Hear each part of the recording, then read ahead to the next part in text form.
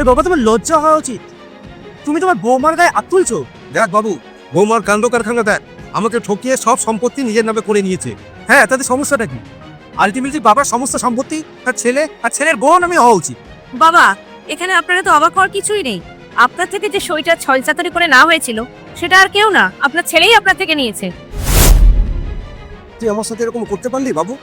ও তো না হয় পরের মেয়ে, ও করতে পারে, কিন্তু তুই তো আমার নিজের ছেলে। তুই এটা কি করে করলি আমার সাথে? আরে এত অবাক হওয়ার কি আছে? হ্যাঁ, আমি তোমারই ছেলে, কিন্তু তোমার বৌমা যখন আমাকে এই প্ল্যানটা করলো, তখন আমি থাকতে পারলাম না। আমিও চালাকি করে এই প্রপার্টিটা আমাদের নামে করে নিলাম। আমি জানতাম যে বৌমা এই কাজ একা কখনোই করতে পারে না, এর পেছনে কেউ না কেউ আছেই।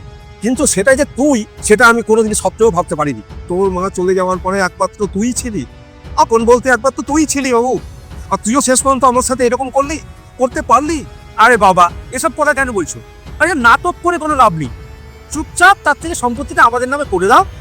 আর এইসব সম্পত্তি তুমি আর কতদিন আগলে রাখবি?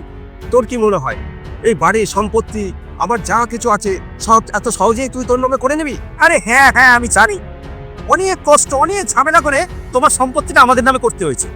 হয়তো তুই জানিস না, কিন্তু তুই যদি জানতিস, কোম্পানির কাগজে যদিও আমার সই চলে, কিন্তু উইল অনুযায়ী সব সম্পত্তি তোর মায়ের নামেই আছে। যদিও তোর ওখানে ভাগ রয়েছে, কিন্তু আজকেই আমি উকিলের সাথে কথা বলে তোর নাম উইল থেকে সরিয়ে দেব। আরে বাবা, তুমি কি বলছো এসব? 1 সপ্তাহ টাইম দিচ্ছি, এই বাড়ি খালি করে চলে যাবি। আর এরপর থেকে তোর সাথে আমার কোনো সম্পর্ক নেই। বাবা, কথা এরকম না। আরে বাবা,